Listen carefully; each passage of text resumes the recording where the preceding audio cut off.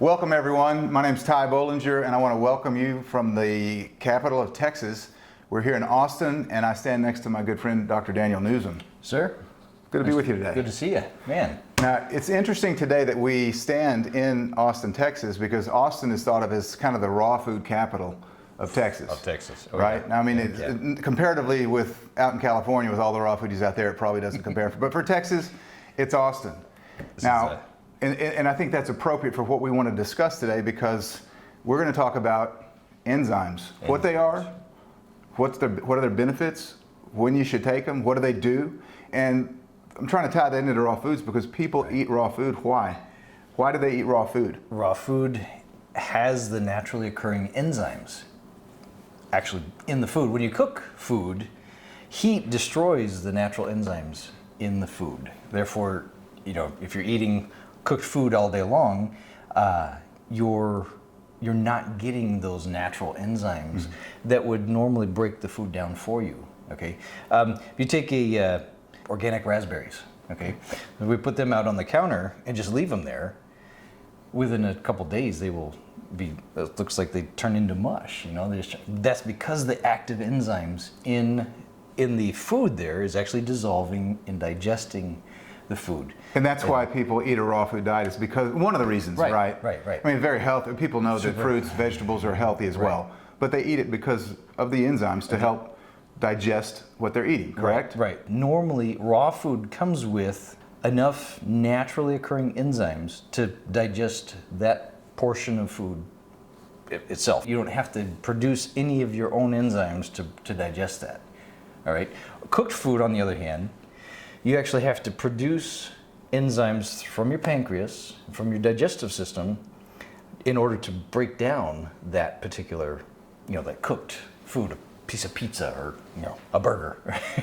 Okay, something that's cooked actually has no enzymes in it. Therefore, in order for those food components to be broken down into usable nutrients, your pancreas and digestive tract actually have to produce the enzymes to pull all those pieces apart so that it can be assimilated as food. So cooking food actually, while it makes it taste better to most of us, it actually kind of denatures it, right? It makes it where the enzymes aren't effective, or it just minimizes them. Absolutely. Okay. Absolutely. So that's one of the reasons for a raw food diet. Absolutely. But let me ask you a question. How much raw food do you eat in a typical day? And so I know the answer to that for most people is going to be very little. Most people don't have a lot of raw food, don't eat a lot of raw food, so they're not getting those digestive enzymes in the food. There was a survey that was recently done at elementary schools here in the United States, and the two most common vegetables that children get in the United States is ketchup and French fries. Ketchup's now considered a vegetable in schools, so ketchup and French fries. So we're not really getting a lot of raw food, so we need help digesting, and so thus enzymes. If you think about that, if ketchup is a vegetable, how cooked is ketchup? There's nothing fresh about that. There's nothing, and then throw in the high fructose corn syrup, you get a really healthy vegetable. So really good stuff. We need help with digestion, so we use enzymes. So Doc, let's talk about some other benefits of enzymes. I think we all know that enzymes benefit digestion. They help with digestion. I mean, that's why you can, on the shelves of many stores, you can buy what's called digestive enzymes, right? Not necessarily that they're all that good, but they sell them in the store shelves. So digestion is one of the benefits. What are other benefits? They're anti-inflammatory. Okay, by enhancing the digestive processes, they break down the food into smaller pieces, which are more easily absorbed. Okay, and as those smaller pieces of food, instead of being whole chunks of food, they're broken down into individual nutrients. They are less inflammatory, even if they're not eating the right foods. If they're broken down properly by the respective enzymes, that particular food will be less inflammatory to the person because it'll be broken down properly. Case in point. So I know of tests that have been done on proteolytic, which is protein digesting enzymes, and they've put proteolytic enzymes in with like a hunk of meat, right? Which we all know, if you eat a big piece of steak, afterwards your belly hurts, and that's because it's causing inflammation. You're not digesting it well either, but it causes inflammation. But proteolytic enzymes will actually turn that hunk of meat into something that's almost like the consistency of oatmeal. Right. Gruel, and it's much more easily digestible. Just breaks it right down. No, reduces the inflammation. That makes sense. What else? What else about enzymes? More energy. 60% of the energy your body produces on a daily basis is used up in the process of digestion.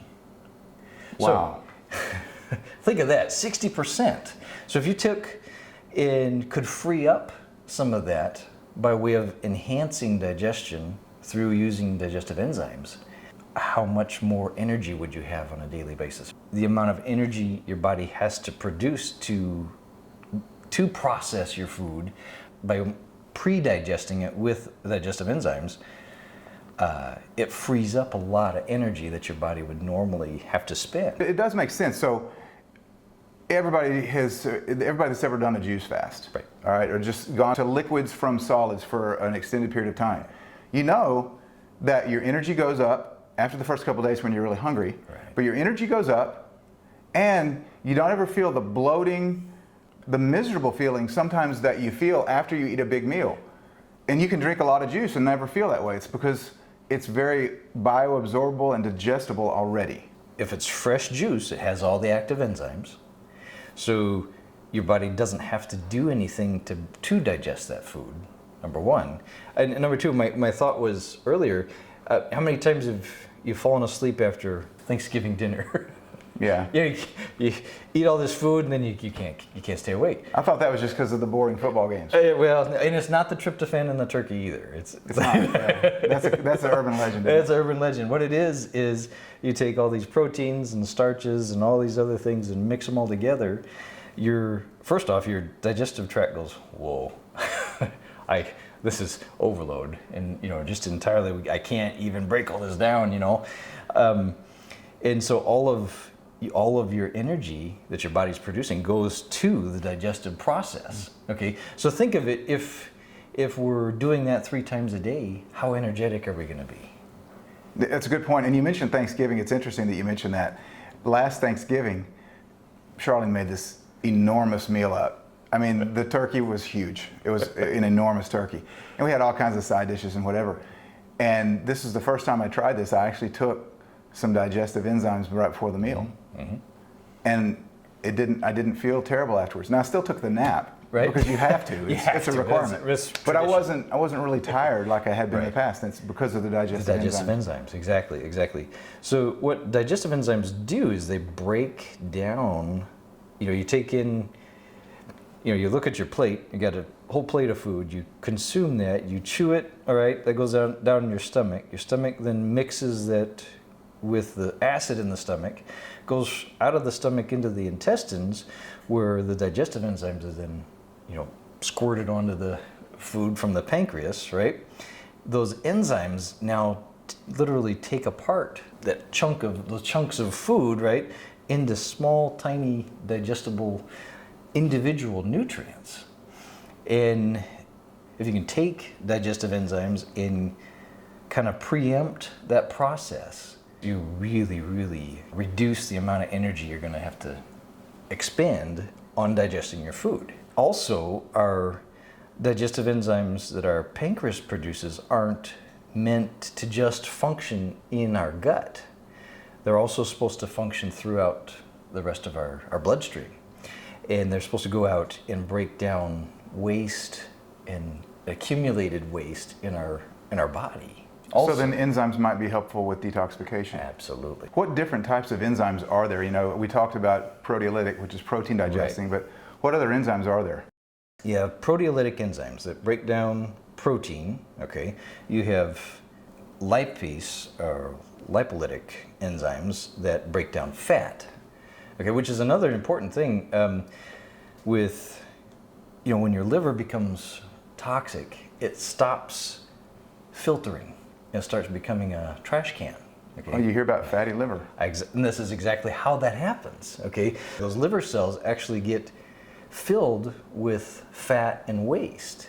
and then we end up with a fatty liver. With lipase enzymes, or fat dissolving enzymes, actually helps with dissolving that fat that would accumulate in our livers and so on and so forth. So it massively helps liver function, helps with, again, that's another weight loss component that does. Then there's amylase, which is your sugar digesting enzymes. They break down the sugars in your system. And that's important not just for, starches and sugars, pastries and potatoes and So carbohydrates. carbohydrates, not just for that, but also for things like the polysaccharides. Which are what? What's polysaccharides? Polysaccharides are the active ingredients in mushrooms and in like astragalus, in different herbs. So, Doc, we're looking at 3 different types of enzymes that you've talked about so far, that you've shared with us. Is the proteolytic, protein digesting, lipase is fat digesting, and amylase, which is basically carbohydrate digesting. Right. Are there any other categories that we should know about? There's another category, which is your fiber digesting enzymes. Okay, when fiber doesn't digest well in our guts, it causes gas and bloating. Okay, what happens if the enzymes don't break down the fiber, the microbes in the gut have to break it down, and that causes gas and all kinds of stuff, and bloating. And pectinase, xylanase, there's hemicellulase. These enzymes actually work on breaking down fibers in our system, kind of like the fibers in beans, the fibers in grains and things like that, and even the fibers in vegetables. Some fruits and vegetables that have fibers that are tough for our gut to break down. By including enzymes like that in your system, you break those things down. It reduces gas, reduces bloating. And you're right about the bloating that's caused by fiber. And see, when we're born, our pancreas is, we're born with an enzyme account. Okay, the more we spend out of the account, the faster we run out of enzymes. Okay, so at some point in life, you'll have people that they've drank milk their whole life, and now they're 50 years old and they drink milk and they get terrible, they have full-blown lactose intolerance. Okay, the reason being is their pancreas has run out of the enzyme lactase, which breaks down lactose, the milk sugar. So when they drink the milk, they have this massive inflammatory response. They messes with their bowels. It causes bloating. They feel sick from it because they don't have the enzyme to break down that milk sugar, and it's because the pancreas has ran out of that enzyme. So they spin all their enzymes up. Exactly. Okay. And so are you saying that we have a finite supply? We do. Of enzymes? We do. Exactly. Okay. And a lot of food allergies that show up in people later on in life are from they've ran out of the enzymes to break down those foods. I mean, I know with me personally, it happened when I was around 30. I noticed a considerable difference in the way that I digested. I used to be a competitive bodybuilder. As you can tell, I'm not anymore. I started gaining weight when I'd never gained weight before, and because I wasn't digesting my food. I learned later that it was because of, most likely, enzymes or lack thereof played a part of it. Absolutely. But that happened to me at about 30. So it's really important for anybody, young people alike, but especially if you're probably over about the age of 30ish, that you're taking an enzyme. You're taking an enzyme complex. It's one of the most basic anti-aging things you can do, actually, because it works from the gut out. And he's not lying, because I'm actually 75, and I started taking enzymes 40 years ago. I don't look that good, but I'm not that old looking either. No, I'm just kidding. Back to fulvic. One of the amazing things with fulvic acid is one of the things that it does is it can enable the pancreas to produce more enzymes again. And so it doesn't happen overnight, but it is one of those things that therapeutically over time, it can enable the pancreas to rebuild and replenish those enzymes, those digestive enzymes that we need it to produce. So the fulvic acid and humic acid are great to take along with enzymes. Absolutely. You're basically saying that if you were choosing for you or your family, you're taking an enzyme that you would definitely take humic acid and fulvic acid. And I'm not folic acid, fulvic acid, F-U-L-V-I-C, fulvic acid and humic acid, right? That's what you're saying? Yes. Fulvic, F-U-L-V-I-C, yep. Fulvic is one of those things, again, that it enhances the enzymatic production of the pancreas. So Doc, I mentioned earlier that before Thanksgiving dinner, I took some enzymes before the dinner. Right. So is that when you should take them, before dinner? When do you take Typically, enzymes? right before you eat. You know, before you start consuming food, you want to get those enzymes in the system. If they're in the right capsule matrix, they'll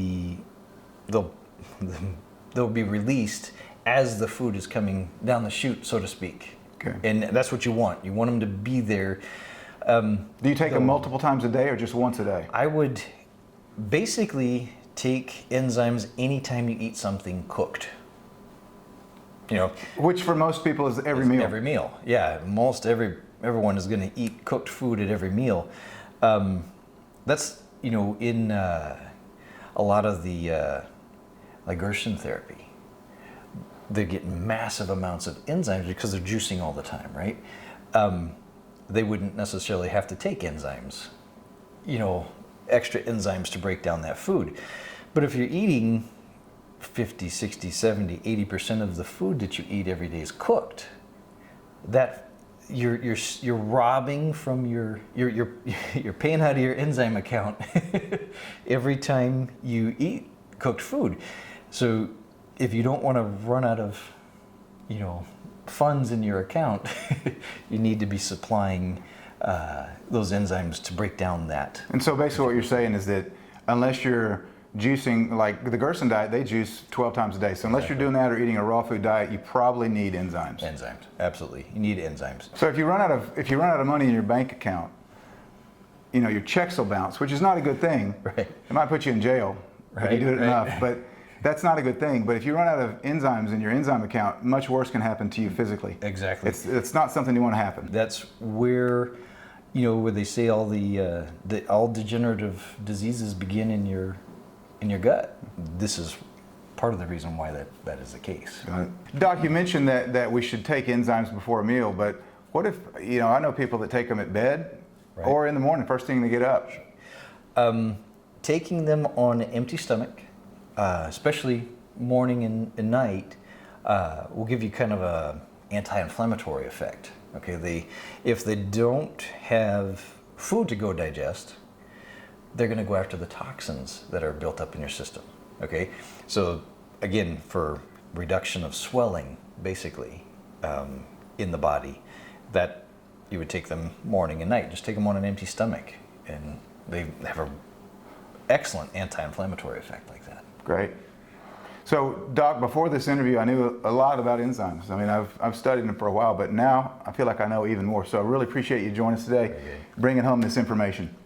Thank you. And if you're watching, if you want to learn more about the particular kind of enzymes that I take each day, just click the link below. Thanks. God bless all of you.